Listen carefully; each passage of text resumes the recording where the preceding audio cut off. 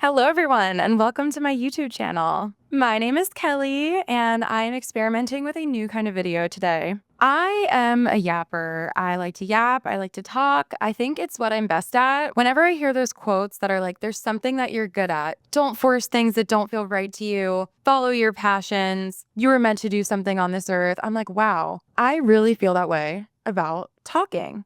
I feel like everything in my life I am average at. I am average at so many things. Growing up, I'm like averagely smart, averagely good at sports. Not bad. I'm not amazing. Average. Art. I'm pretty good at art, but then compared to an artist, and it's like, okay, average. I'm just average at everything except talking. I feel like I can just talk and talk and talk. Doing it on camera is a little bit harder, but I have gotten way better at it over my YouTube journey, which has been moving very slowly. If you're looking at my channel right now, I started my YouTube channel, I don't even know when, years and years and years ago. I've always been inconsistent on it, but I do want to try harder because I love content creation and entertaining people. And I really just want to take it more seriously and put out more content that is consistent and that I'm excited about. I really love vlogging, but I do best when I'm vlogging exciting adventures and trips. And I struggle more with vlogging when it comes to daily vlogs and making normal life exciting. If I am not doing something exciting like traveling or doing a certain activity for a day, I feel like my vlogs are like boring. But I do want to film more, so I decided to give this style content a try. If you don't know me, I also have a podcast called Stop the Internet Podcast, where my 4 co-hosts and I sit in our studio, and every week we have a new topic to discuss, and those conversations really revolve around stories, opinions, drama, and it's just a long conversation. My favorite style of content to consume is just entertaining podcasts and people talking. I love listening to people talk. It makes me feel like I'm not alone, even when I am. It makes me feel comforted. Sometimes I am just not in the mood to listen to music. In fact, Spotify Wrapped just came out this week, and my Spotify Wrapped was so embarrassing, not because of the artist, but because of the amount of hours that I listen to music on Spotify. I think it was like 5,500 minutes or something. I did the math. It's 93 hours. I didn't listen to music for an hour a day more than 93 days. Like, that is crazy. And out of 365, that is so crazy to me. I do want to listen to more music because I feel like music inspires me in another way. It inspires a lot of art for me. I'm also a photographer, and a few years ago, I got into it doing surf photography and lifestyle photography. That would be really fun to talk about actually one day. But I was so inspired by music when it came to lifestyle photography and taking vibey pictures of people on the beach and with their surfboards and stuff. So I love music and I want to listen to more music, but I'm also like, okay, I am so drawn to this style content, and I love it when I find a new content creator or entertainer that makes this style video, but I feel like I can't find them, or they make one video a week and I'm like, give me more, give me more, give me more. So anyway, here I am. I'm going to become the content creator that I want to find. Another thing that I struggle with is when you are starting like a business or a content page, everyone's always like, find your niche, find an audience and speak to them. I don't know how to do that because I don't know how to put into words what my audience is. I wish that I could take 5 creators and podcasts that I love and be like, here, their audience is me. So their audience is my audience, but how do I get my content to be fed to them? That I do not know, and I wish I did, because one of the biggest struggles with my podcast is that it gets fed to so many of the wrong people, and it's really disheartening, honestly, when there's so many random ass comments, because I'm so proud of the content, and I'm like, if this was getting fed to the right people, I know that they would love it, and it would really help people, it would entertain people. And I just am dying for that to happen. But I know that it's a long game.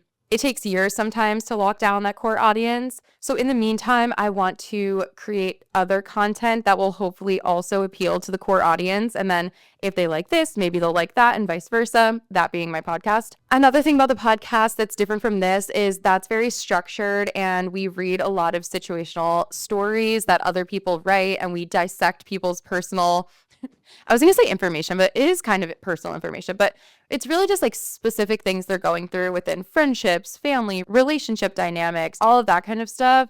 And with the podcast, we release one episode a week. So many thoughts and feelings that I have that I am like, oh, I would love to talk about that on camera. I feel like so many people would relate to that.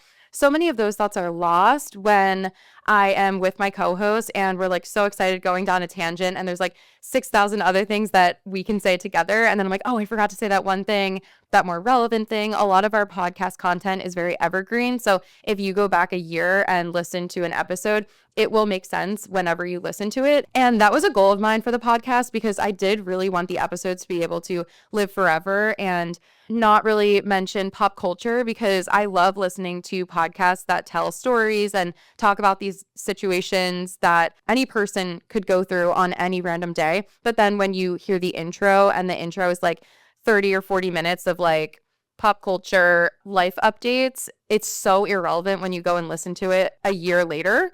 So I love that about our podcast. And we do talk about pop culture and like worldly things sometimes, but I did kind of want to make a place where I can talk about things that are on my mind right now and talk about more thoughts that are just kind of not important, but are just like entertaining. I also struggled with that years ago because I own a business. I am a photographer, although I have really paused a lot of my photography work to do the podcast and do content creation, which I'm so happy about because I do love photography and I can pick and choose when I do it. But owning that business made me realize so many things. And I've learned so much since I started my business. And I've heard so many people talking, saying, here's what you should do. This is what you can do. Here's how to succeed and how to gain more followers and blah, blah, blah, blah, blah. And they're like, give your followers value. Every single piece of content you put out, it needs to be engaging and you want people to come back and you need to give things to them. And I always thought to myself, what am I giving? Like, I don't know what that even means. Like, my photographer friends are like, oh, I'm going to put out a course. I'm going to put out a tip of the week. I'm going to put out blah, blah, blah.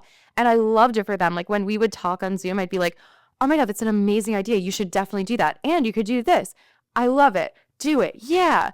And then when it came to my turn to talk about what to give, I'm like, oh, well, I don't want to do any of that because I'm not passionate about putting that type of content out. I'm not passionate about telling people how to succeed in business or giving them a tip of the week that's going to make them gain more followers because one, I'm not really great at giving that advice on a deeper level. And two, it just doesn't excite me for me to give it. I love receiving it. I love when my friends post it, but for me to give it out, I'm like, this feels so forced. So I struggled for a long time with that because I didn't know where my spot was in the Instagram feeds when everyone who's in this like mastermind class with me and all of my business colleagues are putting out all this amazing, valuable information to all their followers. I was sitting there like, what do I give? And at the time it was when I was in my surf photographer, lifestyle photographer peak. And I was like, all I do is post cool pictures of the ocean and someone on the beach and someone surfing. How is that valuable? And then one day it hit me that actually that is valuable because I like to put out content that is entertaining and inspirational and sometimes relatable, but really just entertaining. I like to give people things that are going to entertain them, even if it's just for a few seconds or minutes while you're looking at my Instagram feed or while you're listening to my podcast. The podcast, I do think, helps people and it is giving people value in another way because we're giving people advice. We do try to put out tips and advice that revolve around healthy relationships and non-toxic communication. But anyway, for the other channels that I have, like my YouTube channel and my Instagram, I kind of fell off the wagon with Instagram, but I'm going to try to come back. I just always struggled with the like, what kind of content am I putting out? And I remember one of my business coaches at the time was like, oh, well, you don't want to do YouTube because if you just go on YouTube and talk about photos and give people advice on photography, and I was like, wait, no, I definitely don't want to do that. Like, I just want to make people laugh and smile. So anyway, once I realized that entertainment is a very valuable form of content that you can put out, I was like, oh, okay, I want to entertain people. So that's when I started the podcast. That's when I started doing more kinds of content creation that's just based on entertainment and making people smile, making people feel less alone, because that's how I feel when I consume similar types of content. Now comes to today. I am so excited to just take further leaps towards my content creator journey. And I love doing this. I love doing this so much. I love talking into a mic. I love thinking of ideas to talk about. I love having conversations with people, and I love filming it and putting it on the internet. And I would love to do it forever, or at least as long as I feel this passionate about it. So that's what this is. I think that these style videos, I kind of want to make this a little series. I don't know exactly what I'm going to call it yet, but just more chill and relaxed and just me talking to the camera about whatever I'm feeling at the time, and just kind of like a stream of consciousness that maybe you can listen to when you're cleaning your house or doing the most boring task at work and you're like, oh, I don't even need to think this mindless task. I'll just put on a podcast or a long form YouTube video where someone's just talking to me and it makes me think, or it makes me giggle, or it makes me do none of that, but it is playing in the background as white noise, and that's good enough for me. So anyway, that's what this is. Welcome. I'm so happy to have you here. I am just going to talk about topics that interest me and random topics and things that are on my mind that week. I also don't know how often I'm going to be putting out these videos because I want this to feel authentic and not forced. We're going to try it. We're going to see. I have so many thoughts. I just need to get them out there. So let's dive into what's on my mind this week. I am currently in a hotel. I feel like it just got way brighter on the camera, and I turned my camera on manual because the light was terrible, but the sun just came out, and now I feel like I'm washed out. Okay. Hopefully that's better. I don't know. So right now it is the first week of December, and I am in Florida because my boyfriend had a company holiday party kind of like retreat here, and they invited everyone's significant others. So I was able to come along, and he's currently downstairs in the conference center working or something. And I've been hanging out alone all day, which I love because on the days where I am just alone in silence, I can get so much work done. I was editing podcast reels and putting some of them out because we just had an exciting episode come out yesterday. I took a little walk. We're in Clearwater Beach, Florida. Oh, housekeeping knocked. We're in Clearwater Beach, Florida. It's a little bit cold. It's really never that warm in Florida in the winter every time I've come, unless you're in Key West. It's warm, but I feel like when I think of Florida, living in Pennsylvania, I'm like, ooh, warm, tropical, hot. But then you come down here and it's like 55 at night and maybe it's 68 or 72 degrees during the day, and there's a cool breeze in the air. So it's never as hot as I expect it to be, but it is so beautiful. Today was a really beautiful day. The sun was out and I felt very warm in the sun. So I took a little walk. I was looking for the activity of the day at the hotel, which was shell painting. And I know it was for children, but I was like, I'm going to ask them. Actually, it was shell art.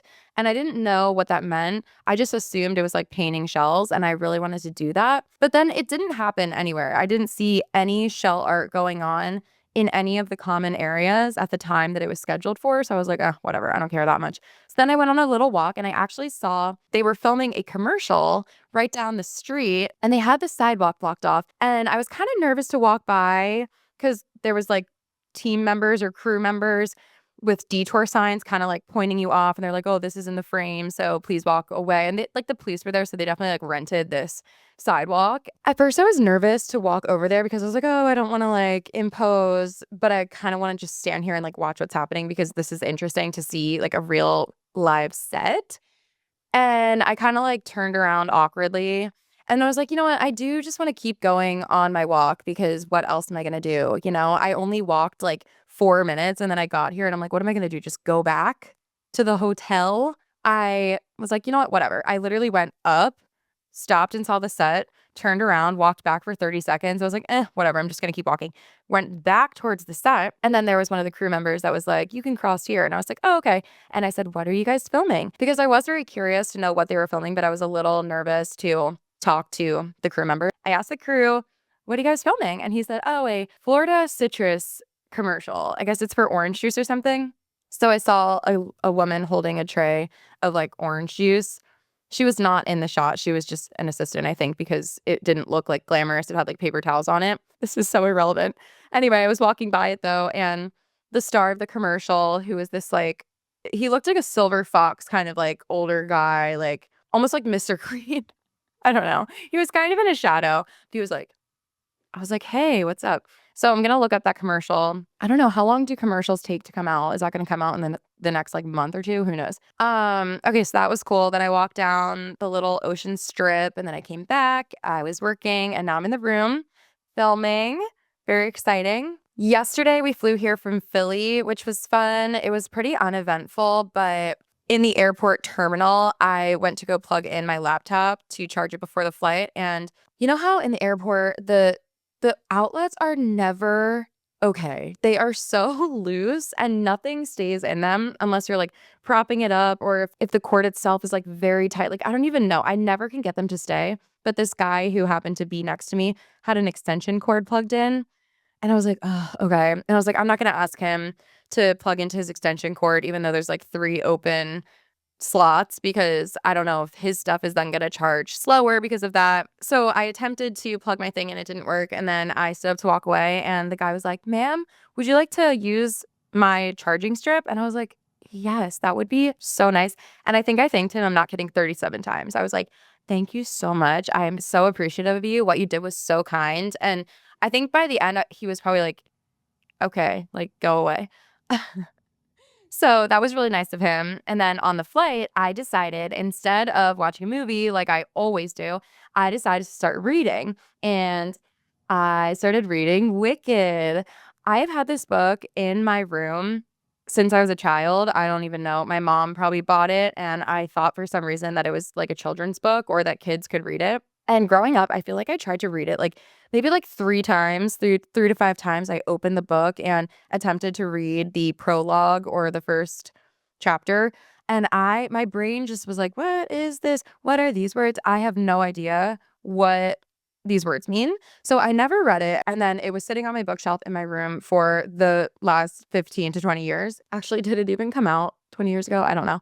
But I decided because of the new Wicked movie, I would try to read the book and then see the play and then go see the movie. I feel like that's a good order to do the Wicked series in. So I started reading this book. I haven't read a book, I'm not gonna lie, in so long, just for fun. Like I feel like I just start books and I'm like, ugh, boring. I just can never get past the first like 2 chapters. And I was like, you know what? I really want to read Wicked. People say how amazing it is, whatever. So I'm gonna read it. So on the plane, I didn't even pull out my headphones once. I was like, you know what? I'm training my brain. No more easy movie. I'm going to be productive. I'm going to read. So I started reading Wicked, and it's actually so good so far.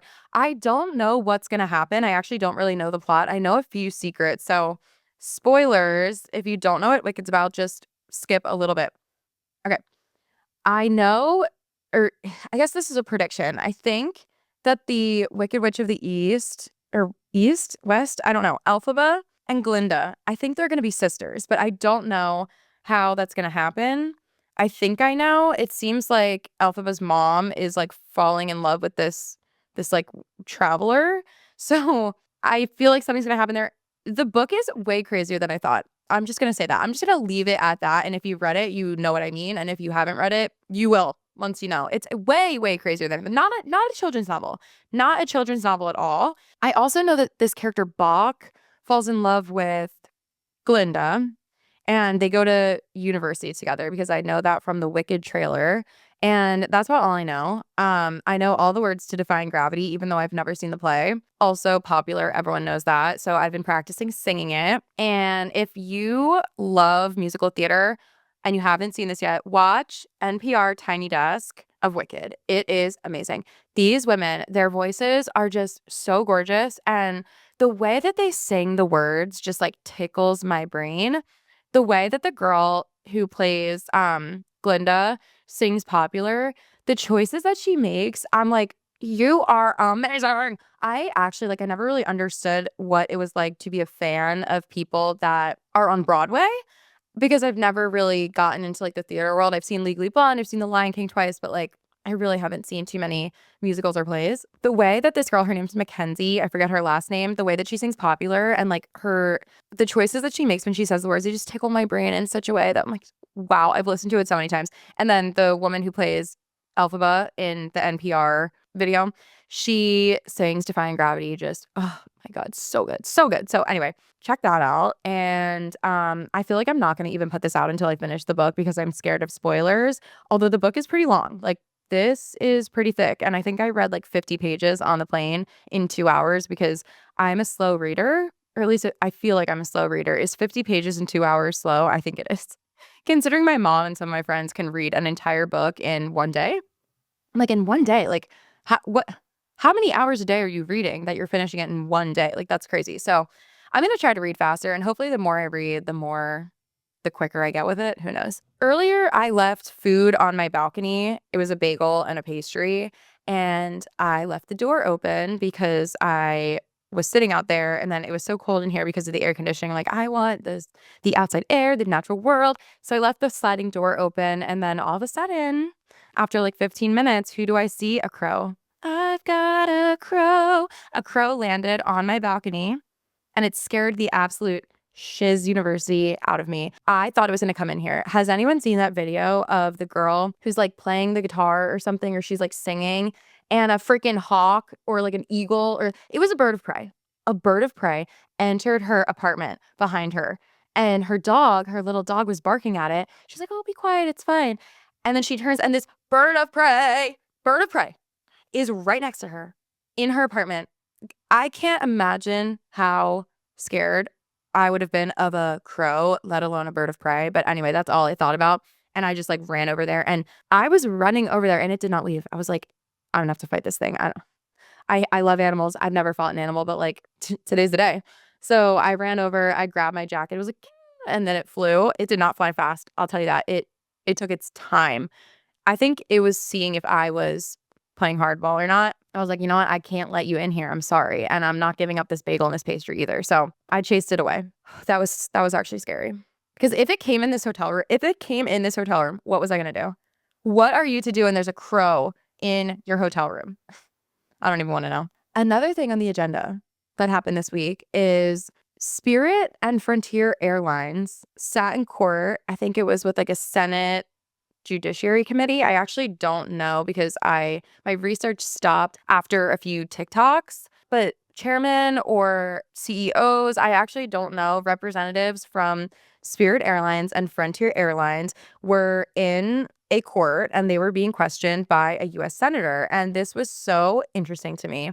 We've all heard of these like rumors. I say rumors because I genuinely didn't know if it was true, of these budget airlines being absolute menaces in the airport and nitpicking everyone's bag. And the rumors, that's all true. The rumors were that the employees of the airlines would be getting incentives and bonuses to pick bags out of the line that were slightly too big. I heard that it was $10 a bag. So if you were an employee and you were helping your passengers board the plane, every single bag that you flagged in the line and said, your bag is too big, you would get $10. I thought that that was the most absurd thing. And I was like, that can't be true. That sounds like when you see one of those crazy videos of an employee harassing a passenger. That sounds like a snarky comment that someone would make, saying like they act as if they're getting $10 every time they flag a bag that's too big, that's a centimeter too big. No, it's actually real. They actually do. That is crazy. That is actually crazy to me that they were paying their employees to ridicule people. And when their bags fit in the bag, that like, you know what I'm talking about, that metal like size thing at the airport, if they had to use their hand to push the bag down even slightly, they would be like, you have to check it, oversized bag, you're paying me $100 to $200. I would wonder why anyone would do that intensely unless they were getting a bonus. Like if I worked for the airline and there was a bag that was a centimeter or 2 centimeters too big, or it completely fit in the thing, but they just had to push it down a little bit, I would be like, yeah, it fits. Like I'm doing my job. You're doing your job as a passenger. It clearly fits in the thing. So just get on the flight. You know, that's how people should act because they're kind of in a role of customer service, right? Like they're the people that are helping people get onto the plane. If you have a problem with your ticket or a question, like those are the people that are helping you. So the fact that they are ridiculing passengers to the extent that they are, it should have been clear to me or to all of us that they were getting paid for it, but I don't know when this information came out. I saw it in a comment a few weeks ago, and then randomly yesterday, this video of this Senate, like, I actually don't know what it was. I don't know if it was a hearing. I don't know if it was a class action hearing. Like, I don't know. I have to do more research, but they admitted to it. They said, yes, we give $10 to our employees every single time they take a bag out of line because it's slightly too big.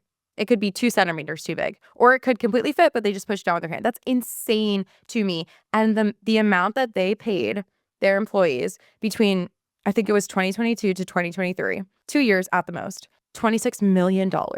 They paid their employees $26 million. What is that, like 260,000 bags? Wait, is that correct? I should be able to do this math in my head, but I want to check and make sure I'm saying this right. 260,000 bags. 260,000 in at most 24 months.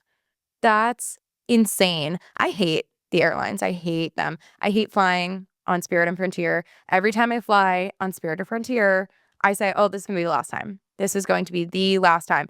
But the prices to get from Philly to Florida on these airlines are so insane. It's like $70 round trip sometimes. But then again, the bags cost literally $200. So by the time you're taking that flight, you might as well just fly on a normal airline. Oh, I'm going on vacation soon for my sister's birthday, and one of our flight there is Frontier, and I'm like, I actually regret booking that because I am thinking about packing a suitcase and worrying that it's not going to fit in this like this perfect box that they have. Also, because I've heard that at multiple different airports, the boxes are different sizes. So if you had like a layover and then you're getting on your next Frontier flight, maybe that box is smaller.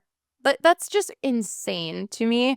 So anyway, yeah, I have one more Frontier flight. And then I actually think that after that, I need to hold myself to it and be like, I'm not doing this again. It's insane. It's so annoying. It is so freaking annoying to pack for a Frontier flight. I hate it. I hate it. I'm trying to rack up those miles with American.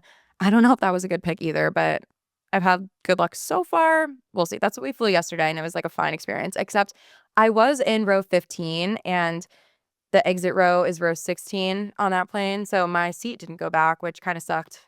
Not a complaint, just a statement. Okay, one last thing, and then I'm gonna wrap it up for this video. So I was kind of going down a rabbit hole watching all of these like Spirit and Frontier videos on TikTok and the people that were dealing with the Frontier gate agents and whatever. And I stumbled upon this video of this girl who's like recording herself, and you hear a conversation going on off camera. And you hear like this little boy voice, and he goes, I want to go down the slide or something like that. And you hear the adult voice, which I think is the flight attendant. And he's like, well, in case of any emergency. And then he pauses for a second, and then he goes, when everyone's about to die. And then the video cut off, but the text on it was like, why did he have to say that? Like, why did the flight attendant say that to this little boy? He could have just left it at in case of emergencies, but he just threw on there in case everyone's about to die. Could you imagine saying that to like a 6-year-old child on a plane? Maybe his first time flying. It's not funny, but it's just like, so it is funny. Maybe I'll repost it. I have an idea. I will repost that on TikTok. So then if anyone else wants to go and watch it, you can watch it. You know where to find it. Okay, thank you so much for listening. I hope I do this again. I hope we do this again. I hope we're embarking on a long, healthy, entertaining, less lonely journey together here on YouTube or whatever platform you are finding this on. So please subscribe to my channel. That would be my dream. And like this video, comment on it, I guess, if you can. And actually, you probably can. Anyone with a Gmail can comment on a YouTube video and subscribe to a YouTube channel. So that would be great. And you can follow me on all platforms. It's Kelly B on all platforms, KELEEB, except YouTube, which is Kelly XO or Kelly Bavell. I don't know. So anyway, but if you're on YouTube, you don't have to worry about that. Everywhere else, Kelly B. Thank you so much for watching and listening. And I love you. I appreciate you. And I'll see you in the next one. Bye.